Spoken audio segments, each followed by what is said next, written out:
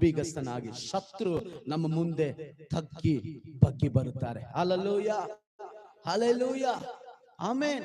ನಿಮ್ಮ ಲೈಫ್ ಅಲ್ಲಿ ನಿಮ್ಮನ್ನ ದೇವರ ಆಶೀರ್ವದಿಸಬೇಕಾದ್ರೆ, ಉತ್ತಮ ಸ್ಥಳದಲ್ಲಿ ಇಡಬೇಕಾದ್ರೆ ವಾದಕ್ಕೆ ಕಿವಿಗೊಡಬಾರದು, ವಾದ ಮಾಡಕ್ಕೆ ಹೋಗ್ಬೇಡ್ರಿ. ನನ್ನ ಲೈಫ್ ಅಲ್ಲಿ ತುಂಬಾ ಸಾರಿ ನನಗೆ ಕೆಲವು ಸಮಯದಲ್ಲಿ ಬೇಜಾರಾಗುತ್ತೆ, ಕೋಪ ಬರುತ್ತೆ, ಆದ್ರೂ ಸೈಲೆಂಟ್ ಆಗಿರೋದು ದೇವರು ಕಳಿಸಿಕೊಟ್ಟಿದ್ದಾರೆ.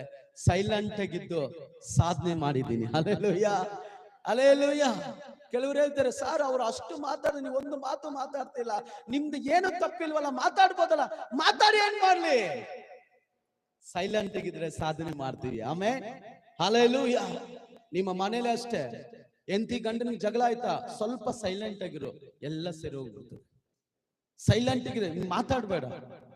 ಕೆಲವು ಸಮಯದ ಇಲ್ಲ ಇಲ್ಲ ಇಲ್ಲ, ಈಗ ನೀನ್ ಹಿಂಗಂದಲ್ಲ, ಹಿಂಗಿದೆ, ಹಿಂಗಂದಿ ಅಂದಿನ ಲಾಸ್ಟ್ ವರ್ಗು ಕಿತ್ಲಾಗಿ ಲಾಸ್ಟ್ ಪಾಸ್ಟ್ ಬಂದು ಪ್ರೇಯರ್